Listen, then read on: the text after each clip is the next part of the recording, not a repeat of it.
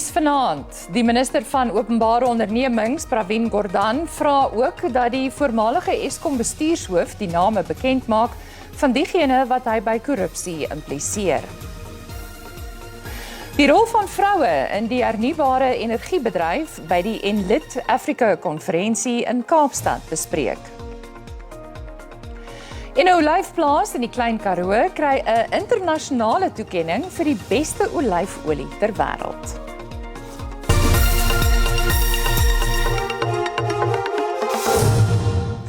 Goeienaand en baie welkom aan ons SABC 2 kykers. Die minister van Openbare Ondernemings, Pravin Gordhan, het die voormalige uitvoerende hoof van Eskom, André de Ruyter, se beweringe as 'n smeerveldtog beskryf om sy eie mislukkings te verdoesel. Gordhan het ook geweier om die name bekend te maak van die hoëvlak politici wat na bewering by korrupsie by die staatsentiteit betrokke is. Hy het bloot gesê dis ongetoetste beweringe. Gordhan het die staande komitee oor openbare rekeninge, oftewel skoor, gevra om die inligting by de Ruyter te kry wat die ondersoek van stapel gestuur het. Dit was Gordhan se beurt om voor skoor te verskyn, maar hy het geweier om die name bekend te maak van diegene wat in de Ruyter se verslag uitgewys is. I am not going to implicate or smear the reputations of others without credible evidence and verifiable facts being provided.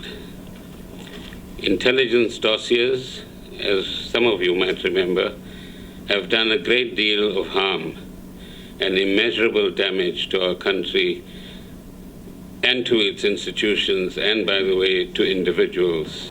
Hy het de Ruyter gestream vir sy sogenaamde swak prestasie by die kragentiteit en bygevoeg dat die eenman-vertoning se ego gekrenk is en daarom kan de Ruyter beswaarlik aanspreeklikheid aanvaar.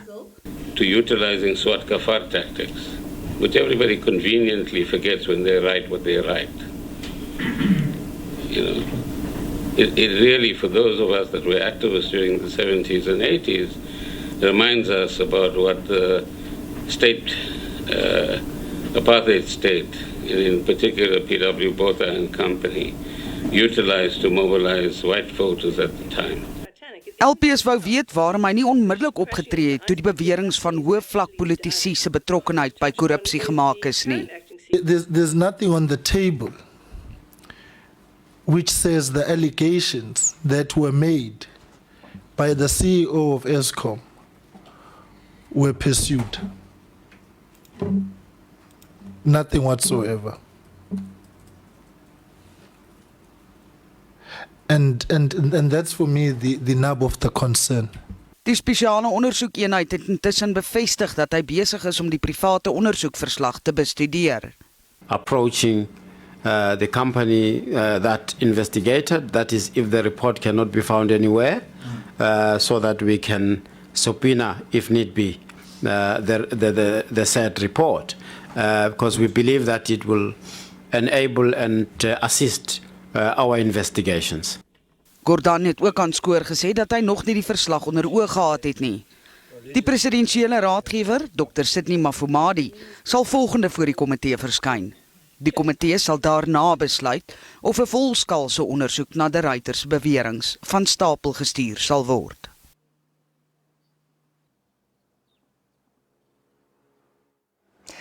Die kwessie van jurisdiksie was die fokuspunt van president Cyril Ramaphosa se betwisting van die privaat vervolging teen hom. Ramaphosa het die siviele hof genader om die vervolging wat voor 'n strafhof dien te betwis. Die president wil 'n einde maak aan die saak deur onder meer die verkryging van 'n finale interdik wat oud-president Jacob Zuma sal verhoed om nou of in die toekoms met privaat vervolging voort te gaan. Ramaphosa het hom tot die siviele hof gewend om aan te voer dat daar inbreuk gemaak gaan word op sy regte as hy voor 'n strafhof gedaag moet word oor 'n proses wat volgens hom grondwetlik gebrekkig is. Jurisdiction is about power. It's about whether the legislation allows the civil court ever to find itself enjoying the power to determine a matter which emanates criminally. In other words, in this particular case and all of those cases that the court has looked at where there is a clear violation of the CPA in terms of private prosecution, and I'm saying this because that's how you must assume for purpose of jurisdiction. Ramaphosa se regspan sê, hy kan nie daarvan beskuldig word dat hy 'n medepligtige in 'n misdaad is, soos beweer word deur die voormalige president Jacob Zuma nie. Zuma voer aan dat Ramaphosa sy versoek om teen die staatsaanklaer Billy Downer op te tree geïgnoreer het en dat Downer Zuma se mediese inligting aan die joernalis Karen Moon uitgelek het. Ramaphosa se regspan sê egter, die president het voorheen gesê, hy het die kwessie verwys na die minister van Justisie Ronald Lamola, wat dit op sy beurt aan die regspraktyke raad oorhandig het. Zuma se regsverteenwoordiger sou vol dat die siviele hof nie oor die jurisdiksie beskik wat die geval is met die strafhof nie. We are saying that even if this was the criminal court, it's premature because the statute that governs this type of proceedings says when the issue of title to prosecute should be raised. And it's very simple. Section 106 says it must be raised when the plea stage is reached. Die saak word môre hervat. Die artikel 194 ondersoek na die geskiktheid van die geskorste openbare beskermer, advokaat Bosisiwe Mqwebane vir haar amp, is weer onbepaald uitgestel. Mqwebane sê haar opdraggewende prokureurs gaan haar weens ander verpligtinge nie meer verteenwoordig nie. Sy sê sy is besig om nuwe opdraggewende prokureurs aan te stel. Mqwebane sê haar prokureurs het onttrek nadat die openbare beskermer se kantoor nie meer haar regsfooie betaal het nie. Sy sê egter dat advokaat Dali Mpofu steeds bereid is om haar te verteenwoordig in opdrag van die nuwe prokureurs. Die ondersoek is onbepaald uitgestel tot die kwessie van haar regsverteenwoordiging opgelos is. Net hierna gaan maak ons 'n draai by die Enlit Afrika konferensie waar die rol van vroue in die hernubare energiebedryf onder meer bespreek is. Bly ingeskakel.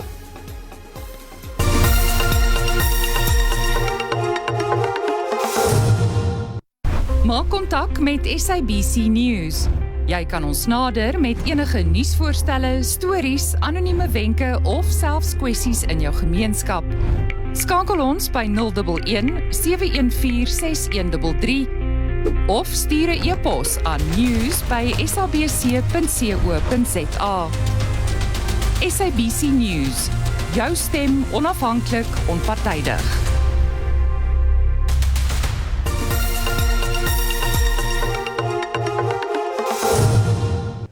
Te midde van die energiekrisis in Suid-Afrika bring die Enlit Afrika konferensie rolspelers in die bedryf van oor die vasteland byeen. Verskeie paneelbesprekings en uitstallings word aangebied. Tydens die vroue in energie sessie is die vermoë vir vroue om 'n groter rol in die hernubare energiesektor te speel belig. Ontluikende en nuwe energiebronne kan 'n geleentheid bied om meer vroue in die bedryf te vestig. Maar kenners meen, dit moet deur beleid gesteun word van beide die regering en die privaat sektor. In the renewable energy space, it is an opportunity for women to get involved really as market leaders because it is a new emerging nascent industry. It's very different to the minerals or petroleum sector where you would really say it's still this old boys club. I was just at an energy conference 2 weeks ago and just seeing the amount of men that are in at these industry conferences, especially in the oil industry. So for the renewable energy space, it really is a moment for women to come forward and just integrate themselves.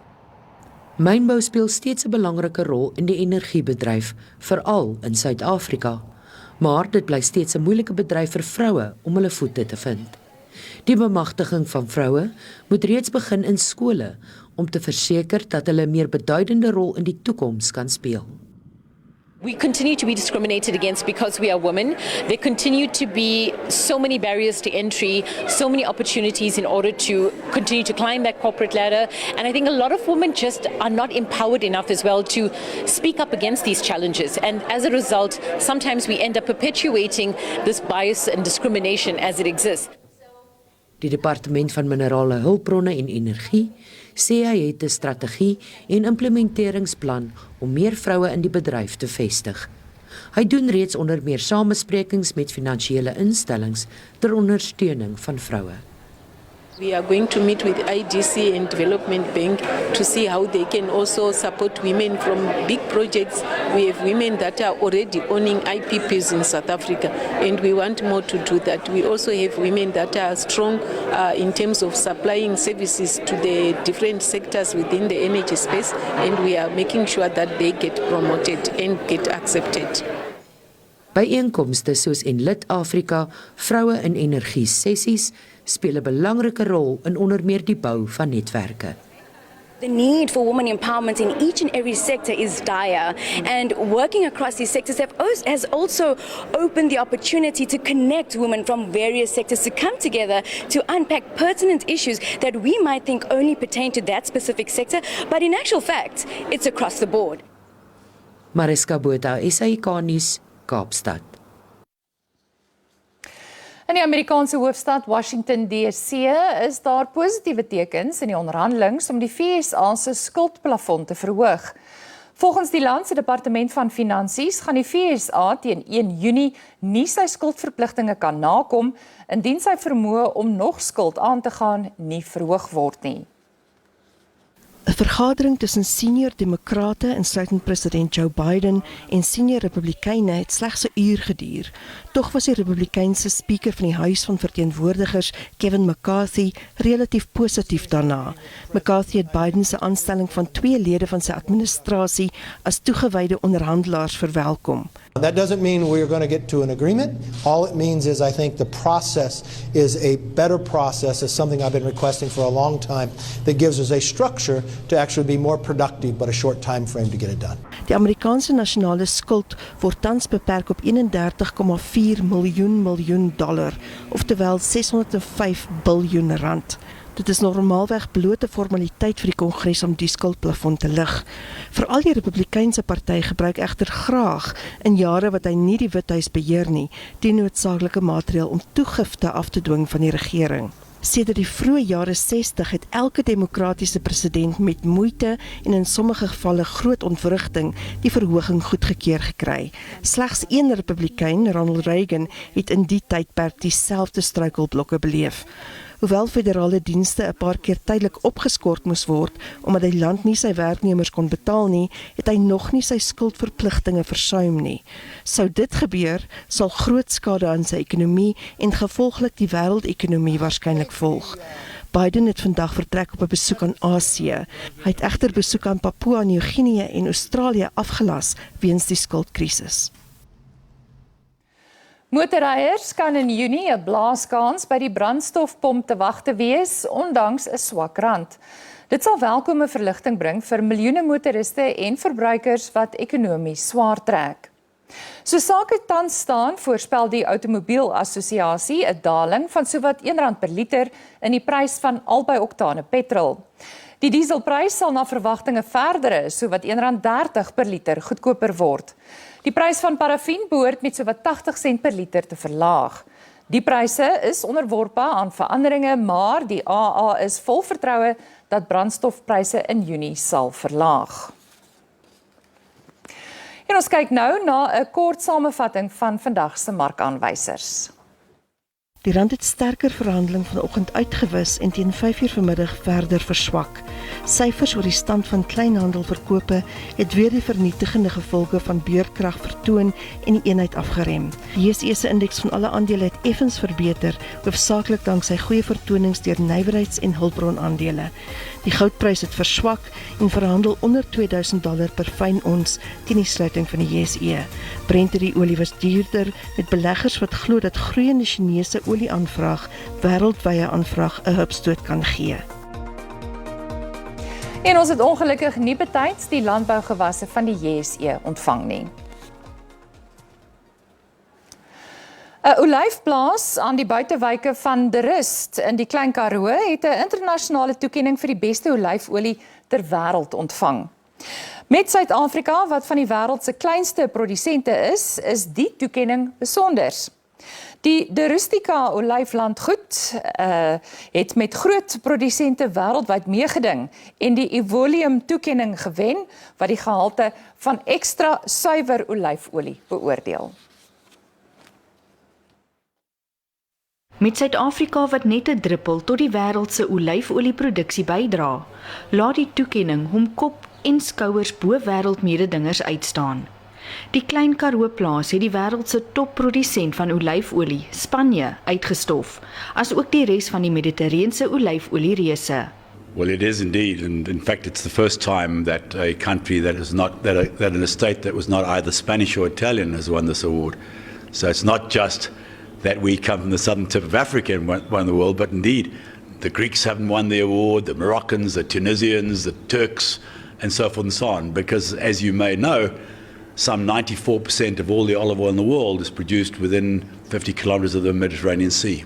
Die Weskaap is die tuiste van die meerderheid van Suid-Afrika se olyfolieprodusente.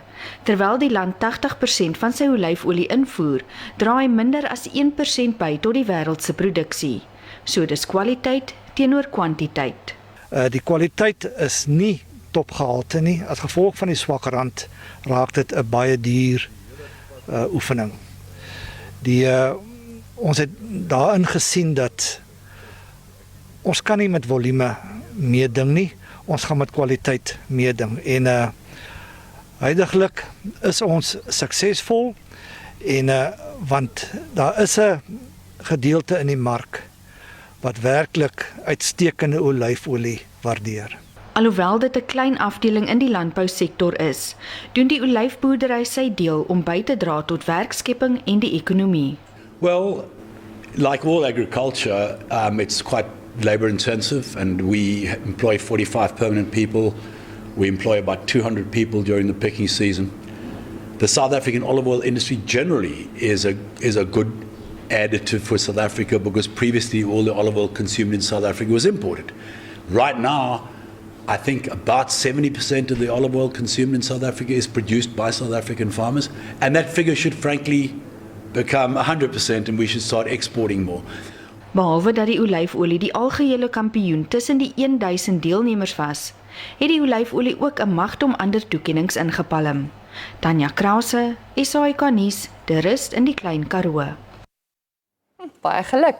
Bly ingeskakel in ons sportsegment. Kyk ons na die naweek se Curriebeeker wedstryde wat voorlê en die Springbok vroue rugbyspan kry 'n nuwe kaptein vir die Rugby Afrika Vrouebeker in Madagaskar.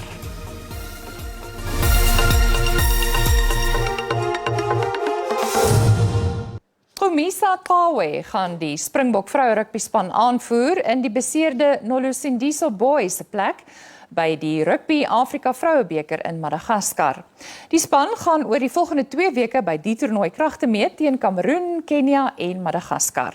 Die tussentydse vroue Springbok afrigter Louis Koen het Tyla Kinsey en Lusanda Dumke aangewys as die onderkapteine. We decided to go with a lot of continuity from our UK tour. I think we started the process of putting some key fundamentals into our game, and we want to continue with that and go with more or less the same squad. Sunny Boy unfortunately can't go with us due to injury, and therefore we decided to announce Komisa Kawe as the captain for the tour. I was excited and nervous at the same time. I didn't expect that coach to name me to lead this team, but I'm really happy to lead this beautiful group of ladies. En ons moet groet tot môre aand, totsiens en mooi bly.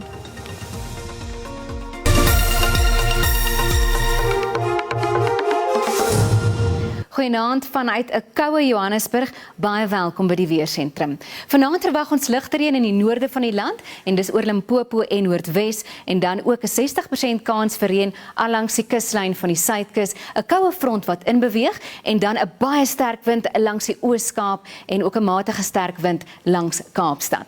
En nou kyk ons na môre, steeds nat in die oostelike helfte van Suid-Afrika, die sentrale en suidelike dele wat ook nat gaan wees en baie swaar reën langs die kuslyn van die die suidkus 'n 80% kans vir reën daar en matig sterk wind allangs die kuslyn van die land. Vir môre is daar 'n waarskuwing uitgereik en dit is vir baie swaar reën in die omgewing van Gqeberha. Ons kyk nou na die temperature in Gauteng môre, matig in Pretoria en die maksimum daar is 22, oornag in Johannesburg en Vereniging 9 en later sal die maksimum 21 in hierdie twee stede wees. Nou in Limpopo, die maksimum vir Musina is 29, 27 vir Balaborwa en dan ook koud oornag in Bella-Bella, 13, 23 gaan die maksimum daar wees môre middag. Nou in Mpumalanga ook kouer daar, in Carolina 10 oornag, 19 môre middag en dan in Standerton waar dit nat gaan wees, 8 en 18 is die maksimum môre middag in die dorp. Nou in KwaZulu-Natal, daar gaan dit 21 wees in Richards Bay, nat oor hierdie hele provinsie, in Kokstad baie koud 4 oornag en 17 is die maksimum. In die Oos-Kaap waar dit baie koud gaan wees en veral hier in langs die kuslyn waar dit ook nat gaan wees, in Gqeberha 11, later 16, Willowmore oornag 4, later is die maksimum 13. Ook baie koud in die Wes-Kaap en dit sal in Kaapstad 16 wees, nat hier in die oostelike helfte van hierdie provinsie en dan bewolk in Kaap-Agulhas 14 oornag 17 gaan die maksimum môre middag daar wees. En nou in die Noord-Kaap, Ampington 19, baie koud oornag in Sutherland 2, later 15 en dit kan ook nat wees. En dan in die Vrystaat en dit is baie koud, veral hier in die suidelike gedeeltes van hierdie provinsie 4 oornag, 14 by Gariepdam, Ficksburg nat, 18 is die maksimum daar en nou kyk ons na Noordwes. Lae temperature, lae in die 20, in Ottosdal 22, Potchefstroom ook 22, Taung 6 oornag, 25 is die maksimum daar, gedeeltelik bewolk in hierdie provinsie. En dis al van die weersentrum. Goeienaand.